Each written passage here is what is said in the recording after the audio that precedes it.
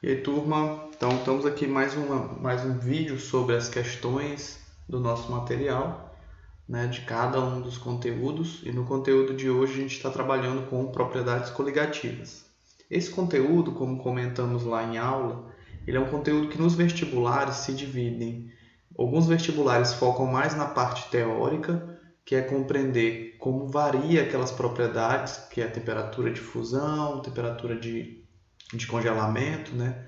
A temperatura de ebulição, a osmose e a pressão máxima de vapor, e outros não. Outros vestibulares mais direcionados para a disciplina de química tem algumas questões para calcular mesmo o quanto variou cada uma dessas propriedades. Então, quanto variou em graus Celsius o ponto de ebulição. Então, são questões que vão entrar e vai ser necessário o uso das equações de Raoult e dentre outras. Então, nesse caso, a gente vai dividir em dois vídeos. Então, esse primeiro vídeo é teórico e o próximo vídeo é sobre cálculo. São questões mais para vocês aprenderem como é que se calcula ou revisarem o que a gente comentou lá nas nossas aulas, tá bom? Então, vamos começar aqui. A primeira questão que eu vou apresentar hoje é a questão 4 do material. Então, esse é o conteúdo 4, está lá no Spot, né? O banco de questões referentes a esse conteúdo. Então, uma solução, vamos para o enunciado, que é uma solução de glicose e outra de sacarose contém a mesma massa de soluto por litro de solução. Então, colocaram em em um recipiente de 1 litro cheio de água a mesma quantidade de glicose e de sacarose. A partir dessas duas misturas, né, que formaram soluções, é correto afirmar que... Está aqui as afirmações. Então, nesse caso, qual é o primeiro ponto que a gente tem que avaliar? O que a gente falou na última aula, quando comentamos sobre o fator de Van Hoff, que esse fator de Van Hoff só vai influenciar em sais, em ácidos e bases, aqui não é o caso. Aqui eu estou falando de glicose e de sacarose. Então, a molécula de glicose ela é representada por 6 átomos de carbono, temos 12 átomos de hidrogênio e 6 de oxigênio. Então, essa é a molécula de glicose. Ela não tem a característica que os sais, ácidos ou bases têm de se dissociar quando misturado em água. Então, quando eu fiz a mistura desse composto em água, ele se manteve do mesmo modo, a composição química é a mesma. Não houve uma quebra dessa molécula. O mesmo se dá para a sacarose.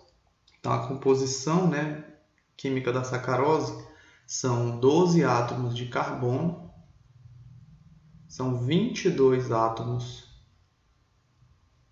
de hidrogênio e são 11 átomos de oxigênio. Tá aqui, 11 átomos de oxigênio. Deixa eu apagar aqui. Coloquei um 16 aqui. Então, 11 átomos de oxigênio. Está aqui apresentado. Então, tá as duas soluções e o que a gente sabe? Por não ser um ácido, uma base ou um sal, não há possibilidade de acontecer o fenômeno de Van Hoff. Tá? Que aí, nesse fenômeno, eu teria que avaliar em quantas partes essas moléculas se dividiram. Então, é um exemplo bem tranquilo, mas que cai bastante essas substâncias. Tá? Então, vamos lá para as afirmações. A primeira das afirmações diz o seguinte: o ponto de congelação dessas soluções é maior do que o da água pura? Então, vamos lembrar o que acontece, né, com as propriedades coligativas. Vou colocar um resuminho aqui do lado. O que acontece com as propriedades coligativas? Então, quando a gente faz a adição de um soluto em uma solução, em um solvente, né, o que vai acontecer? A pressão máxima de vapor, que é uma pressão relacionada à evaporação, a facilidade ou a dificuldade de evaporação, diminui. Quanto mais eu adiciono um solvente não volátil, isso diminui. A temperatura de ebulição. A temperatura de ebulição, nesse caso, ela sofre um aumento. Há uma maior dificuldade de passar para o estado, né, de vapor, de gás, quando eu adiciono solvente. A temperatura de congelamento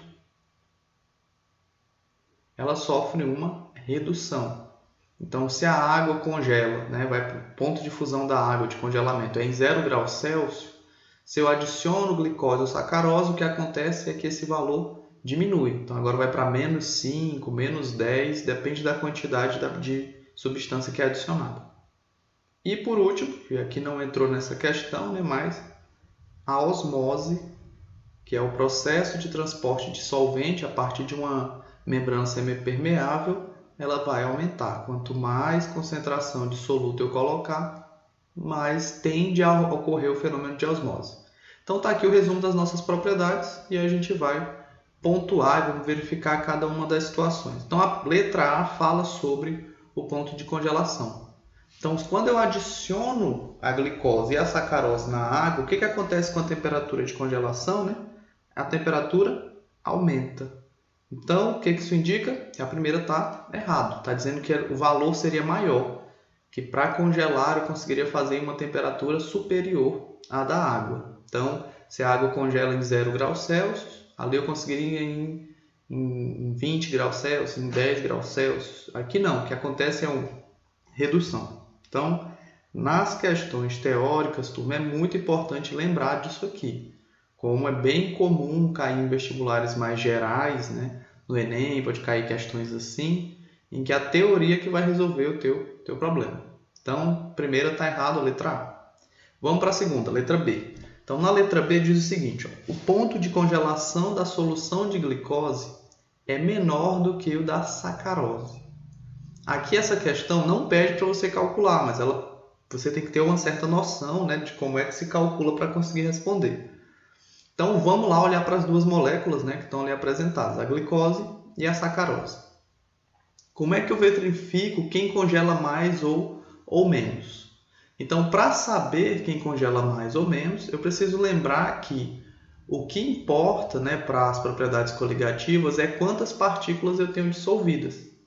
Então, quantos átomos, né, quantas moléculas eu tenho ali dissolvidos no meio.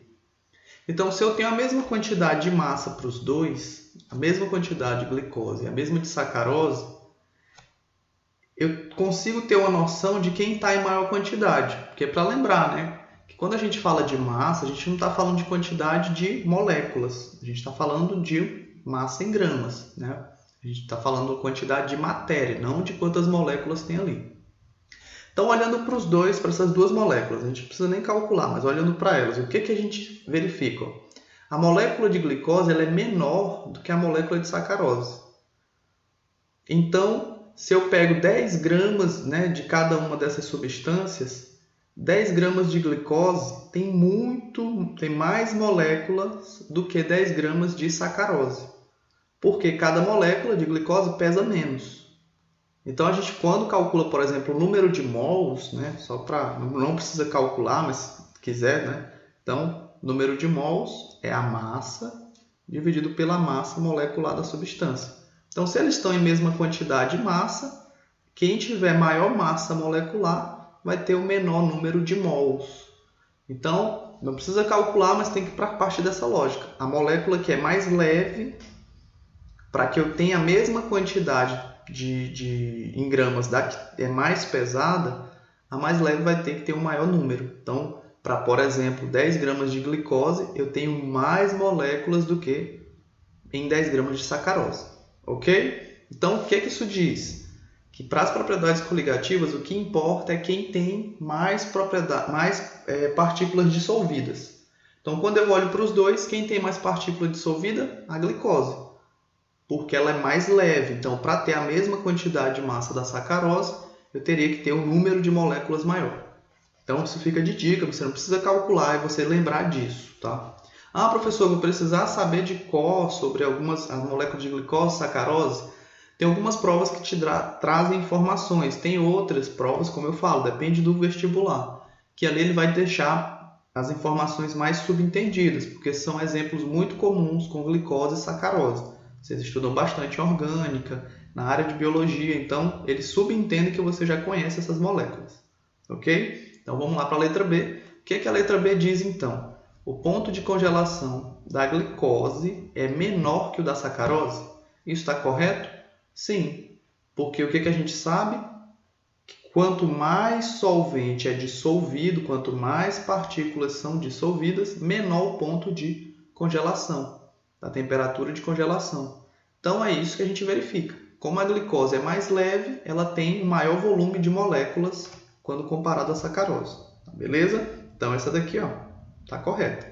Aqui já pode parar a questão, não preciso continuar. Mas se você quer conferir, se você tem, tá na prova, tem um tempo, confere as outras questões, as outras alternativas. Então, na letra C, ambas apresentam o mesmo valor para o ponto de congelação, e aí a gente já sabe que não. Quem tem mais partículas dissolvidas tem maior efeito nas propriedades coligativas. Então, ponto de congelação, fechou. E ambas são isotônicas. Então, o que é isotônicas? Ambas estão na mesma concentração, ambas apresentam a mesma concentração. Então, vamos lá. Quem apresenta as mesmas quantidades de partículas ali? Não. Quando eu olho para a concentração, a glicose está mais concentrada. Ela tem mais mols por litro, quando a gente observa essa quantidade.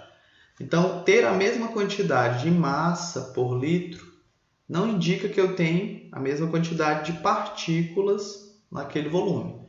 Então, a glicose, por ser mais leve, vai ter mais partículas nessa mesma quantidade de massa. Então, não é isotônico, porque essa nossa concentração não é igual. Concentração molar não é igual. Beleza? Então, essa é a primeira. A correta é a letra B. E aí, vamos para a próxima questão.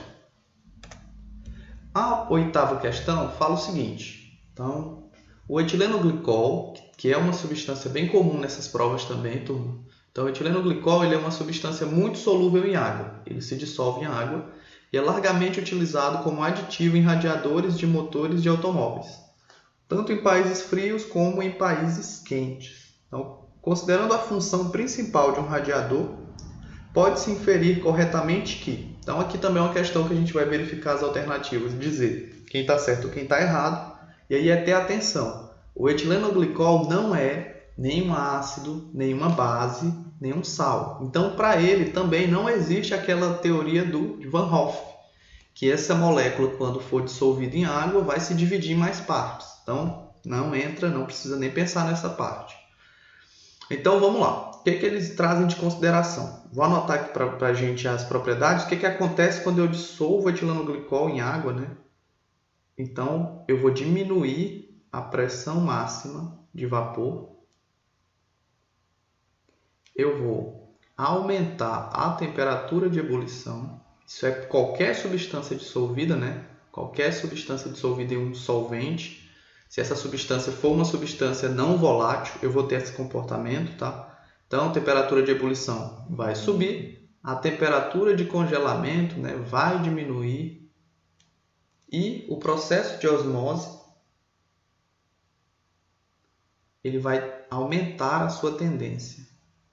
Vai ser mais efetivo, vai ser mais fácil realizar o transporte de solvente.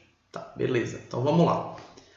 Quando a gente coloca o etilenoglicol junto com a água, é isso que vai acontecer com as propriedades. Então, ele é utilizado junto com a água em alguns radiadores para que ele tenha uma variação, tanto da temperatura de ebulição quanto da temperatura de congelamento. Tá? Então, é para isso que ele entra ali na mistura, para fazer com que essa água que está dentro do radiador, que sofre um aquecimento muito bruto, quando o motor está funcionando, essa água não vá para o estado de vapor. Ela não fique no estado de vapor dentro do radiador. Por quê? Porque quando ela está nesse estado de vapor, há uma dificuldade da sua circulação ao redor do motor, e há uma menor transferência de calor. Tá? Há uma maior dificuldade de realizar o processo de resfriamento. Em relação à sua temperatura de congelamento, ela também, ou de congelação, ela também tem uma influência. Porque o que acontece? Em países frios, quando está no inverno muito rigoroso, essa água que está dentro do radiador dos carros poderia congelar, o que seria um perigo, né? Porque a água não conseguiria circular e aí o motor ficaria muito aquecido e poderia danificar algumas peças. Então eles colocam buscando aumentar a temperatura de ebulição e diminuir a temperatura de congelamento. Então a água que congela em 0, quando tem etilenoglicol, diminui para menos 10, dependendo da quantidade que se coloca. O que vai garantir o quê? Que não é qualquer temperatura que vai fazer com que essa água congele. Então, se lá o dia está muito frio, está próximo a 0 graus Celsius, com etilenoglicol não vai congelar a água do radiador, que vai fazer com que continue tendo o sistema de refrigeração das peças internas do motor. Então, vamos lá. Letra A traz o seguinte: a solidificação de uma solução aquosa de etilenoglicol deve começar a uma temperatura mais elevada do que a da água pura. Isso é verdade? Então, o que acontece com o etilenoglicol em relação à temperatura de solidificação, de congelamento? Ela diminui, é no valor menor. Então, a questão aqui já está errada, mas vamos lá continuar. E a sua ebulição a uma temperatura mais baixa do que a água pura. Então, é o que não acontece, porque, como a gente já sabe, né, para as propriedades coligativas, o que acontece? A temperatura de ebulição sobe e a de congelamento diminui. Então, a primeira já está errado aqui, já posso colocar um xizinho para ela. Na letra B, a solidificação de uma solução aquosa de etilenoglicol deve começar a uma temperatura mais baixa do que a da água e a sua ebulição a uma temperatura mais elevada do que a da água pura. Então, essa letra B está correta. O que acontece com a temperatura de solidificação? Diminui. A temperatura de congelamento diminui. E a temperatura de ebulição eleva, né? Sobe o valor. Então, a letra B está correta aqui no nosso sistema, mas vamos, né, segurar aqui para ver as outras. Letra C. Tanto a solidificação de uma solução aquosa de etilenoglicol quanto a sua ebulição devem começar em temperaturas mais baixas do que a da água pura. Então está errado, porque as temperaturas, né, a de ebulição vai ter um aumento e a de congelamento uma redução. Então, errado, letra C. E a letra B.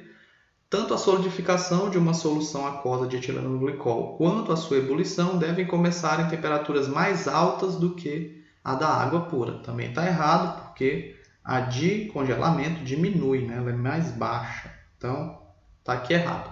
A correta é a letra B. Fechamos aqui a nossa 8ª questão, né? A questão 8 do banco de questões. Então, turma, muita atenção. Se você tiver bastante certeza, não precisa ir nas outras. Chega na que está certo, marca e passa para a próxima questão. Não vamos perder tempo com questões básicas assim, se você tiver bastante certeza. Mas sempre leiam todas as alternativas. Dê uma olhada, pelo menos rapidinho, sobre, porque às vezes você pode ter uma dúvida ali, ou uma palavra que está ali, um não, ou um entretanto, que você não viu, e aí marca pensando que a afirmativa é essa, sendo que tinha outra opção ali que poderia te dar a afirmação correta. Então, vamos lá para a terceira. Então, nessa terceira, questão 22, nela são feitas as seguintes proposições a respeito das propriedades coligativas. Então, essa questão ela vai trazer algumas afirmativas, 4, e delas a gente vai verificar quais são as corretas. Aqui eu não coloquei as alternativas porque para a questão de espaço, mas aí lá no banco de questões tem as alternativas. Aqui a gente vai ver quem está correto, se é a 1, a 2, a 3, ou a 4, ou a 1 e 2, qual dessas daqui estão corretas. Então vamos começar aqui. A primeira afirmativa diz o seguinte: a pressão osmótica, então vamos falar um pouco sobre a osmose nessa questão, ela depende do tipo de solvente para um dado soluto. Então essa questão era um pouco mais sofisticada, porque você vai ter que lembrar das equações. Em parte você vai ter que lembrar. Por quê? Porque agora essa questão da pressão osmótica, para ter essa certeza se o solvente influencia, a gente vai ter que lembrar como é que a gente calcula essa pressão. Então vamos lá na equação da pressão osmótica, vou colocar aqui embaixo. Então pressão osmótica é π é igual a concentração molar do soluto vezes R, que é a constante universal dos gases, vezes T, que é a temperatura do sistema em Kelvin. Então, quando eu olho para essa equação, o solvente tem influência? Então, não tem nenhuma constante relacionada ao solvente. A concentração molar é do soluto. Quanto da substância eu tenho dissolvida no solvente, mas não fala nada sobre o solvente. A constante universal dos gases, que é 0,082, né? O valor, que é ATM vezes litro dividido para mol vezes Kelvin. Então, está aqui apresentado, não tem influência nenhuma, é para qualquer substância eu vou usar ela. E a temperatura também não tem influência, então a primeira questão está incorreta. Para verificar a pressão osmótica, ela não depende do tipo de solvente, e sim da quantidade do soluto, tá? Só a concentração que tem influência, então ela está incorreta. Vamos para a segunda afirmação. Essas outras afirmações aqui, a gente não vai precisar lembrar das equações, mas é sempre bom, né, você saber ali algumas informações sobre essas equações. A criometria, ela usa o abaixamento do ponto de congelamento do solvente para medir a massa molar do soluto. Então, eu posso usar a criometria para fazer isso? Então, vamos lembrar da equação que eu uso para calcular a diminuição da temperatura de congelamento. Então, qual é essa equação? Vou colocar embaixo aqui da outra. Então, é o delta de temperatura de congelamento. Então, a variação da temperatura de congelamento é igual à constante criométrica de congelamento, que é dado nas questões, mas que a gente não vai usar, vezes o W, que esse W é a molalidade, né? Lembrar lá que é a molalidade. O que essa molalidade mede? Número de mols por massa de solvente. Número de mols do soluto pela massa do solvente. Então, a molalidade te dá uma informação sobre a concentração de solvente? Te dá. Com essa informação, eu consigo medir a massa molar do soluto? A gente consegue. Então, é só lembrar dessa molalidade. Como é que calcula a molalidade, turma? Eu coloquei a equação, né, que a gente usou. Então, ela é 1000 vezes a massa do soluto dividido pela massa molecular do soluto vezes a massa do solvente. Está aqui apresentado. Então, se eu sei esse W, eu chego nesse valor. Então, se eu sei o quanto diminuiu de temperatura e sei a constante de criometria, que é dado, né? A gente tem como calcular essa constante, a gente chega no valor de W. E se eu sei o valor de W, eu tenho condição de chegar na massa molar, né, do soluto, que é a da fórmula para calcular a molalidade. Então, essa segunda está correta. Eu posso usar desse valor do ΔT para chegar nessa massa molecular do soluto. Então, ela está correta. Vamos para a terceira. Na ebuliometria, né, que é a avaliação da temperatura de ebulição, a variação da temperatura de ebulição depende da concentração molar de um soluto não volátil utilizado. Então, depende dessa concentração. Então, vou ter que lembrar da equação também dessa segunda. A equação que calcula a variação da temperatura de congelamento e ebulição é igual, só muda os valores da constante aqui e a sua representação, mas são iguais. Então, para calcular a variação da temperatura de ebulição, vai ser a constante ebuliométrica vezes W. Então, são semelhantes, né? Só muda essas representações e a constante. Então, turmas, o que eu preciso? Na ebuliometria, a variação da temperatura de ebulição depende da concentração molar? Depende. Ó. Quanto mais concentrado, maior o valor de ΔTE. Ele é diretamente proporcional. Então, quanto mais solvente eu tenho ali, quanto mais soluto eu tenho dentro daquele solvente, maior o efeito de aumento dessa temperatura. Então, essa daqui não precisa nem lembrar bem da equação, né? A gente sabe que quanto mais concentrado o nosso soluto, maior o efeito, né, nas propriedades coligativas, mas aqui está aqui para lembrar, né? Quem lembrar dessas equações pode usar dela também. Então, a terceira está correta. Quanto mais concentrado o meu soluto, maior essa variação da temperatura de ebulição, tá? De congelamento também. Então, e a última, a quarta, na tonometria, que é a avaliação da propriedade, que é a pressão máxima de vapor, o que acontece? Ocorre o abaixamento da pressão de vapor de uma solução que contém um soluto não volátil em relação ao solvente puro. E aí, turma, é lembrado que a gente falou. O que acontece quando eu adiciono um soluto? O que acontece com a pressão máxima de vapor? A pressão máxima de vapor, a gente já falou disso nas outras duas questões, ela diminui. A evaporação do sistema é mais difícil. Então, está correta a quarta, que diz que ocorre o abaixamento dessa pressão máxima de vapor quando há adição de um soluto dentro de um solvente. Então, correta. Então, dessa questão, quais são as alternativas corretas, né? Quais são as afirmações corretas? A 2, a 3 e a 4. Ok? Lá no material de vocês é a letra C, tá bom? Então, essa daqui não precisa calcular nada, mas você tem que lembrar um pouco das equações. É um pouco mais complexa por isso. As outras, só pelas regrinhas a gente resolve. Essa daqui já é de uma prova, é do ITA, né? Então ela pede um pouco mais de detalhes, para os alunos lembrarem um pouco dessas equações. Vamos lá para a próxima questão. A questão 27, que é aqui apresentada, da Mackenzie, tá lá no material, ela tem como enunciado, ela faz uso de uma tabela e essa daqui a gente vai ter que se atentar, se vai ter ácido, se vai ter sal, se vai ter base. Tá? Eu já olhei aqui na tabela que tem uns sais aqui. Então vamos lá. Sobre a mesma pressão atmosférica, foram analisados os volumes iguais das seguintes soluções aquosas, cada uma com as concentrações apontadas na tabela a seguir. Então, foram feitos 3 soluções de mesmo volume com essas substâncias, tá? Mesmo volume dessas substâncias. As concentrações delas em mol por litro estão aqui, ó. Então, vamos pensar que foi 1 litro, tá? De cada uma das soluções foi preparado 1 litro. Então, na primeira eu tenho 1 mol de concentração, na segunda eu tenho 0,5, na terceira eu tenho 0,5 também. Então, a respeito do comportamento dessas soluções, são realizadas algumas afirmações. Então, é a questão que eu vou verificar as 3 afirmações e ver o que está correto ou não.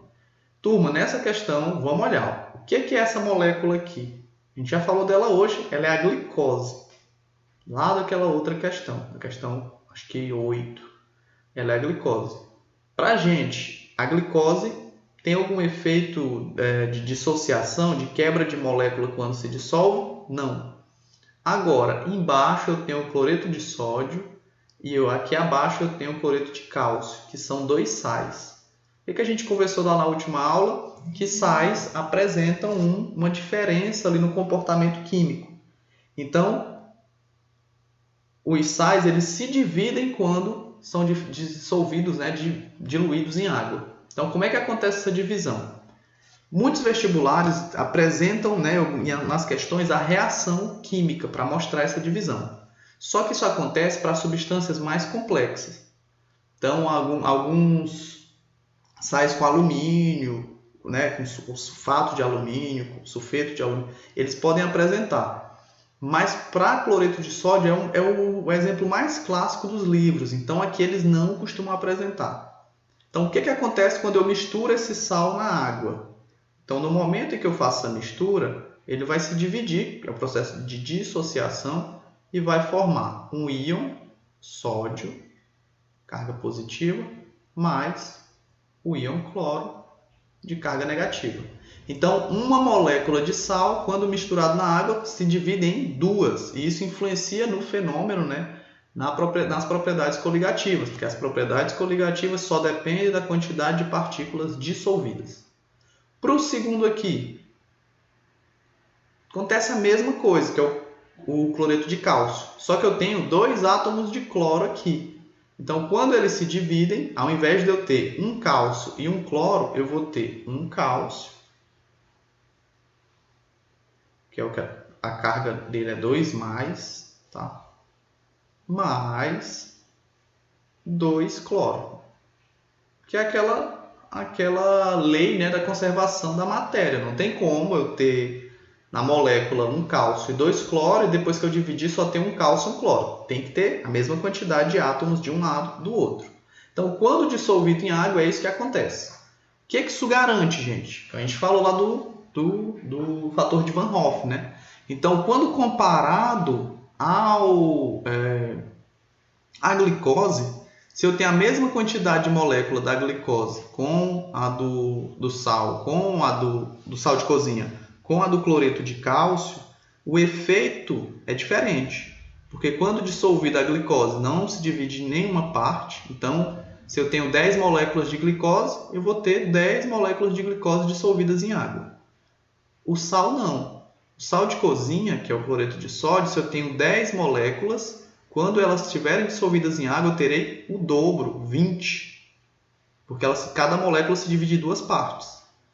E o cloreto de cálcio ainda é mais eficiente. O que acontece? O cloreto de cálcio ele vai ter 3 partes. Um átomo de cálcio e 2 de cloro.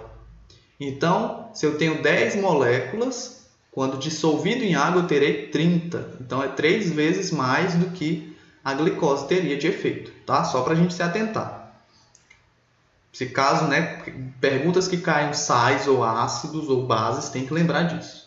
Então, vamos lá para as afirmações. A solução de glicose é aquela cuja a condução de corrente elétrica será a maior sobre a mesma temperatura. E aí, esse assunto aqui não é o nosso assunto diretamente das propriedades coligativas, mas é lembrar que a solução de glicose, gente, é a que tem menor capacidade de condução de corrente elétrica. Porque para fazer essa condução de corrente elétrica, é importante que eu tenha cargas elétricas disponíveis no líquido, na água. Então, os sais são ótimos eletrólitos para fazer essa condução de energia elétrica, de corrente elétrica, porque eles têm cargas positivas e negativas, que podem garantir esse fluxo dos elétrons, dos elétrons, que é responsável por essa corrente elétrica. Então, somente elementos, os sais, os ácidos, que liberam cargas, são elementos que a gente pode considerar capazes de fazer essa condução elétrica de maneira efetiva. Então, a glicose, se não forma cargas, quando é dissolvida, ela não tem essa capacidade. Então, a primeira afirmação está errada. Vamos para a próxima. Os pontos de ebulição das soluções salinas serão iguais. Então, vamos olhar para as duas soluções salinas. Tá? Aqui, elas têm a mesma concentração em mol, As duas têm a mesma concentração, 0,5 mols, então está aqui a mesma quantidade de moléculas. Tá? Quando eu tenho a mesma concentração em mols, eu estou dizendo que eu tenho a mesma quantidade de moléculas. Se o volume for o mesmo, é a mesma quantidade. Então, eu tenho 0,5 mols em cada litro dessas duas substâncias. Então, está aqui. Elas terão o mesmo ponto de ebulição? Aí é lembrar, o sal comum, o cloreto de sódio, ele tem um efeito menor do que o cloreto de cálcio. O cloreto de cálcio, ele, por se dividir em 3 partes, tem um maior efeito nas propriedades coligativas do que o cloreto de sódio. Então, quem se divide em mais partes é sempre o que tem maior efeito. Se a concentração é a mesma, eu posso fazer essa comparação. Se a concentração for a mesma, eu posso fazer. Então, os pontos de ebulição das soluções salinas serão iguais? Não. Quem se divide em mais partes, se ele está com a mesma concentração, vai ter maior efeito nas propriedades coligativas. Então, ele vai ter um ponto de ebulição mais alto. Tá bom? Todas as soluções apresentarão a mesma concentração de partículas dissolvidas. Então, aqui é para conversar sobre quantas partículas são dissolvidas. Então, é naquele exemplo, Olha, se eu tenho, vamos dizer que aqui eu tenho 10 partículas. Concentração de 1 mol, eu tenho 10 partículas, que não é, Concentração de 1 mol é 6,022 vezes 10 a 23 partículas. Então, aqui eu tenho essa quantidade. Nesse outro, eu tenho a metade dessas partículas. Entretanto, essas partículas se dividem em 2. Então, eu tenho meio mol do cloreto de sódio, só que quando dissolvido em água, eu vou ter o dobro. Então, é como se eu tivesse 1 mol de concentração dessas partículas. Eu tenho 0,5 dessa molécula, mas quando se mistura em água, ela duplica. Então, 0,5 mais 0,5 é igual a 1. Então, a concentração de partículas dissolvidas da glicose e do cloreto de sódio é a mesma. Porque cada um, no cloreto de sódio, cada uma se divide em 2. Então, se eu tenho 0,5 moléculas, eu vou ter 1 mol de partículas. Só que o nosso cloreto de cálcio não, ele não se divide em duas partes, se divide em três. Então, se ele tem 0,5 mols de partícula, ele vai ter o triplo de moléculas, quer dizer, ele vai ter o triplo de partículas, porque cada molécula se divide em três partes. Então, enquanto esse daqui ficaria com 1 mol de partícula, que é o nosso cloreto de sódio, o cloreto de cálcio ficaria com 1,5, porque ele consegue se dividir em três partes, né? Então, cada molécula vai se dividir em três partes aqui apresentadas. Então, também está errado, e essa alternativa, né, a das alternativas aqui corretas, é a letra A. Nenhuma está correta. Então, pessoal, quando tivermos ácidos, bases ou sais, que costumam cair os mais clássicos, que é o cloreto de sódio, tem que ter essa atenção nesse fator de Van Hoff, né, que influencia. A dissociação tem influência. Então, vamos lá para a próxima questão. Essa questão fala sobre uma técnica que a gente até falou em aula, alguns alunos trouxeram essa dúvida, que é a osmose reversa. Então vamos lá. A questão 30 lá do banco de questões de vocês traz o seguinte: a salinização da água do mar, ela é um processo que transforma a água do mar em água potável e garante o abastecimento de milhões de pessoas no mundo. Abaixo são descritas algumas técnicas empregadas nesse processo. Então aqui, gente, fala sobre um problema global, né? A gente tem um problema de abastecimento de água e uma das soluções é tentar utilizar a água do mar, né? Do oceano, que é a maior fonte de água. Entretanto, essa água ela não tem as condições próprias não está em condições para consumo. A gente tem que passar por alguns processos de retirada dos sais. Então, são 3 técnicas que são aplicadas para fazer essa retirada dos sais. A primeira, aquecimento da água do mar. Segundo, né, seguido de evaporação e condensação do vapor de água. Então, nessa, o que a gente faz? A gente aquece a água do mar. Então, a água, as moléculas de água, chegando na temperatura de ebulição, elas começam a passar para o outro estado, que é o estado de vapor. Ficando no fundo do recipiente, né, no restante daquele líquido, o sal. Nem todas as partículas de sal conseguem também ser transportadas por esse vapor. E elas vão indo para o fundo do recipiente. Então, essa é a primeira técnica. Depois, a água vai passar por um processo de condensação, sai do estado de vapor e vai para o estado líquido. E ali está pronta para consumo, né? A segunda técnica, resfriamento da água do mar até a formação de gelo, composto essencialmente de água pura. Então, quando a gente olha os icebergs, por exemplo, são estruturas de gelo formadas na água do mar, esses icebergs eles têm água doce. Como é que acontece isso, professor?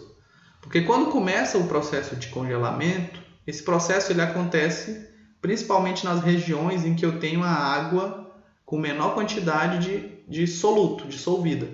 Então começa a se congelar somente a água pura. E aí vai havendo congelamento só de moléculas de água pura que vão entrando nesse estado. Por quê?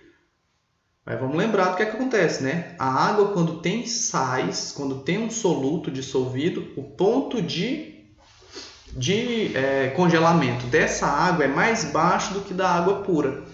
Então, quando a água do mar começa, né, a haver um congelamento de alguma região, ali é a região que eu tenho o máximo de água pura, que eu tenho a menor concentração de sal naquela região. Porque onde tem uma concentração de sal muito grande, não congela na mesma temperatura que a água pura. Então, beleza, a segunda técnica é isso. E a terceira é a passagem da água do mar por uma membrana semipermeável através da aplicação de uma pressão elevada. Então, essa terceira aqui, a técnica utilizada é a técnica que a gente conversou na aula sobre a osmose reversa, né? Na qual, o que a gente faz para a osmose reversa? Eu descubro a pressão osmótica usando aquela equação de π, e aí eu só preciso fazer o caminho contrário. Eu vou aplicar a pressão maior do que a pressão osmótica, obrigando a região com maior concentração de sal transportar o solvente para a região com menor concentração. Então é a técnica que é utilizada para fazer essa depuração. Então, se falou de membrana semipermeável, gente, já estamos ali quase de certeza comentando sobre uma osmose. Porque para a química o uso dessa membrana é basicamente para isso, em processos biológicos também. Então, se falou de membrana semipermeável, pode ligar o alerta, que é falando sobre osmose. No caso, a gente está fazendo uma osmose inversa. Porque o que acontece de maneira normal?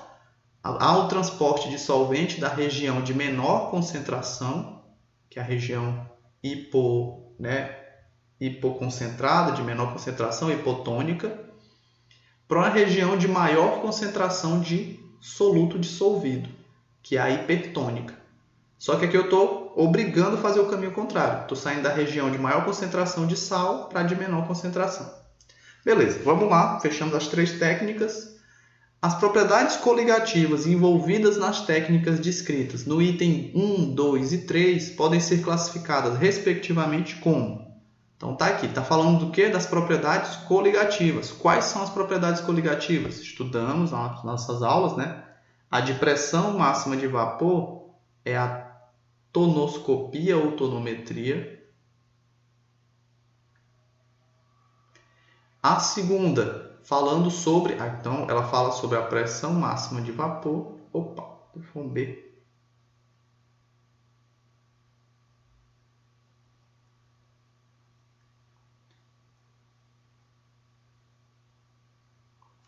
Então, vamos lá.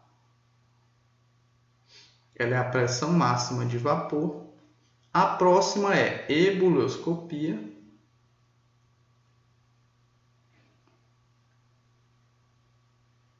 Ou ebuliometria, que vai falar sobre a temperatura de ebulição. A terceira é criometria.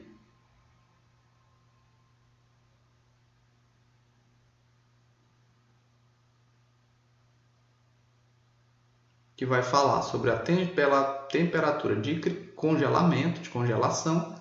E a quarta é a osmometria, né? Osmoscopia também. Osmoscopia. Terminei colocando a criometria, mas pode ser crioscopia também, tá, gente? Que é a pressão máxima de vapor. Tá aqui. Então, tá aqui apresentado. Tá as 3 aqui. E agora a gente vai ver qual é, né, a sequência da 1, a 2 e a 3, elas representam quais propriedades. Então, a 1 representa que propriedade? Ela fala sobre que eu tenho uma diferença da temperatura de ebulição da região que tem mais sal para a região que tem menos sal. Então, o que eles tentam fazer ali? A região que tem menos sal, que é da água pura, ela uma água com baixa concentração de sal, ela tem uma temperatura de ebulição mais baixa.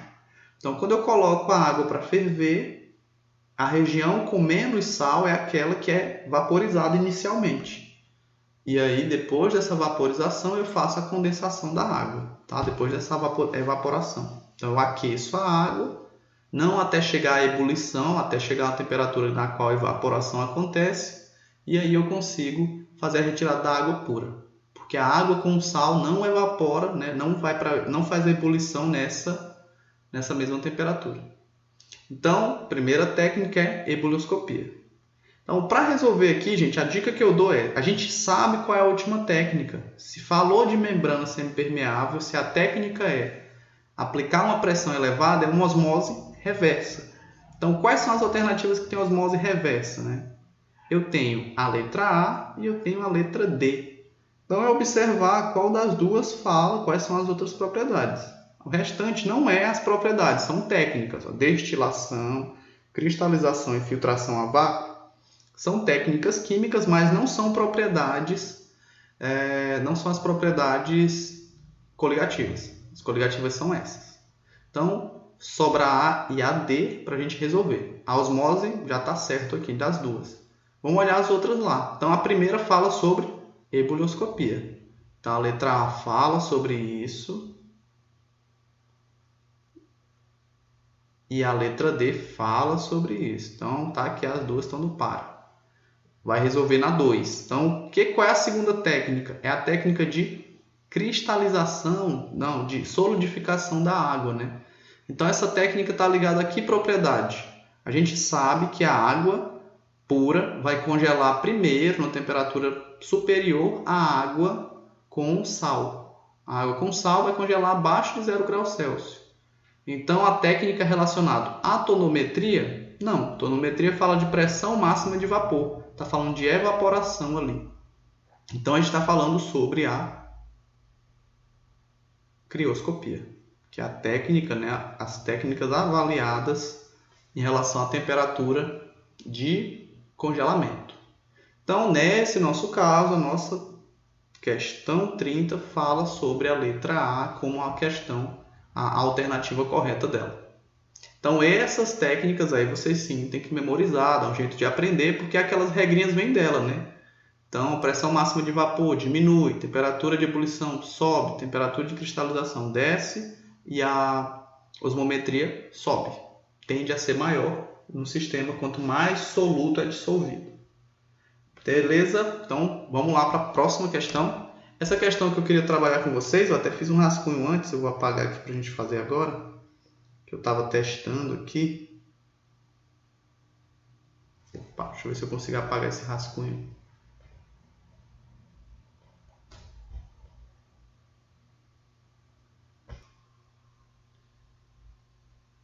Pronto, gente, apaguei aqui o rascunho, que eu vou conversar com vocês sobre essa questão, que é a questão 41, é a nossa última questão que a gente vai apresentar hoje, tá? Nesse vídeo. Então, na questão 41, uma questão que traz uma informação gráfica, e nela a gente vai falar sobre a osmose. Então, vamos lá. O gráfico apresenta a variação do volume de glóbulos vermelhos no sangue quando imersos em soluções isotônica, hipotônica e hipertônica. Não necessariamente nessa ordem apresentada, tá? Então tá aqui o volume dos glóbulos vermelhos versus o tempo para cada um das soluções. Então no gráfico, as soluções isotônica, hipotônica e hipertônica são, respectivamente, ou seja, nessa ordem, quais delas? Então, a solução 1, a solução 2 ou 3. Então, para isso, a gente vai ter que lembrar sobre a osmose, né? Eu vou trazer essa situação aqui para a gente conversar. Então, o que acontece no processo de osmose? É um transporte de solvente que acontece a partir de uma membrana semipermeável. Então, vamos pensar aqui no caso da situação dos glóbulos vermelhos. Então, está aqui um glóbulo vermelho, a representação. Está aqui seus produtos, né, o material interno desse glóbulo, e ele tem na sua composição também uma certa quantidade de água. Então, está aqui interno a sua estrutura. O que vai acontecer, né, com esse glóbulo quando estiver em contato com essas soluções? Os glóbulos, assim como as células, eles têm uma membrana, que é uma membrana que tem a capacidade de fazer o transporte de solvente, ou seja, de água, do lado de dentro para fora e de fora para dentro. É possível fazer esse transporte dessas substâncias. É assim que há alguns processos biológicos, né? O efeito farmacêutico, por exemplo, de algumas moléculas acontecem no organismo por conta desse transporte, dessa possibilidade dessas moléculas adentrarem, tá? Mas no caso da osmose, é uma entrada somente de solvente, que no geral, para os nossos exemplos, é água mesmo, solvente. Então, o que vai acontecer com esse glóbulo vermelho nas três soluções? Então, se ele está numa solução isotônica, o que vai acontecer? A solução isotônica indica que a concentração aqui dentro de materiais é a mesma que de fora. Então, quando a concentração é igual, não há tendência de transporte. Então, não há nenhuma tendência dele fazer o transporte. Por quê? Porque ninguém está mais ou menos dissolvido. A concentração é a mesma. Então, o que acontece quando eu colocar o glóbulo nessa concentração? Quando eu coloco o glóbulo vermelho nessa concentração, nessa solução, né, isotônica, se não tem diferença nas concentrações, não há transporte, então ele não ganha nem perde água, ele fica com a mesma quantidade de água do início ao fim. Então, qual dos três gráficos indica esse comportamento? Que todo o tempo vai ter a mesma quantidade de água, ou seja, o volume é o mesmo? É a solução 2. Então, a solução 2 é uma solução do tipo isotônica. Iso é que não há, né, uma diferença dessa concentração. Então, a 2, então já sabemos que ou é a letra B ou é a letra D, porque a primeira é isotônica. Vamos para a próxima, hipotônica. Então, a próxima é para uma situação hipotônica. Deixa eu mudar a cor aqui da canetinha. Está aqui a roxinha. Então, hipotônica. O que acontece nesse segundo caso? Então, se eu coloco esse glóbulo em relação a uma solução hipotônica, vou botar H aqui, hipotônica. Então, vamos lá. Ele é hipotônico. O que acontece? O processo de osmose. De onde vai para onde, né? Vai de que ponto para o outro. Na hipotônica, turma, o que vai acontecer é que aqui fora está menos concentrado. Tem menos material do que aqui dentro. Então, qual é a tendência natural? De que haja o transporte para dentro do glóbulo branco, do glóbulo vermelho, para que haja a dissolução do material que tem aqui dentro, para que haja o máximo de dissolução. Isso é o que acontece na natureza, tentativa de sempre diluir o máximo possível o material. Então, o que vai acontecer? Eu vou transportar solvente para dentro do glóbulo. O que acontece quando eu faço esse transporte? O nosso glóbulo ele incha, ele vai aumentar o seu volume, porque ele vai receber mais água dentro da sua membrana. Então, quando eu olho para o gráfico, qual dos gráficos tem um aumento do volume? A solução 1. Então, a solução 1 ela é a solução do tipo referente a hipotônico, né? O glóbulo vai aumentar o seu volume, porque ele vai receber solvente. E o terceiro e último caso, a gente já tem até a resposta já. Então, qual é a das respostas que está correta? Olha, alternativa B, 2. Então, o gráfico 2 é do isotônico, o gráfico 1, né, é do hipotônico. Já está até correto. Mas, para fechar, vamos comentar o hipertônico. Então, o hipertônico vai ser a situação em que aqui fora a concentração é maior do que a concentração interna. Então, qual é a tendência? De que haja dissolução de tudo que está aqui fora. O sistema tenta dissolver o máximo possível tudo que está aqui fora. O que vai acontecer? Vai haver o transporte do solvente de dentro do glóbulo para fora. Isso vai causar uma desidratação, ele vai diminuir o seu volume ao longo do tempo. Então, a solução 3, que indica, né, o gráfico dessa solução indica uma diminuição do volume do glóbulo vermelho. Então, ela vai falar para a gente que isso aqui é para um caso hipertônico. Então, turma, isso aqui que eu tinha para apresentar para vocês sobre essas questões. De maneira teórica, é isso que a gente tem para comentar. Então, está aqui a alternativa B. Então, revisem esses conceitos. São conceitos que são muito importantes para vocês e que em vários vestibulares, então no Enem, dá foco para a parte de cálculo. Uma ou outra questão pode ter essa parte de cálculo. A parte teórica é muito comum. Então, eles gostam dessas pegadinhas com sal, com a glicose, né, para você verificar se você lembra lá do fator de Van Hoff. Então, eles entram muito nesses conteúdos, até em biologia, para falar sobre alguns processos, né? Há o processo de osmose. Então, dê uma estudada, façam as outras questões, qualquer dúvida vocês podem me mandar. Beleza? Então, até o próximo vídeo. No próximo, a gente vai fazer só questões com cálculos, né? Que agora a gente não calculou nada, agora no próximo vídeo é o quanto aumentou, quantos graus Celsius aumentou a temperatura de ebulição, né? Qual é a pressão osmótica, são questões nesse sentido. Beleza? Então, até o próximo vídeo, gente.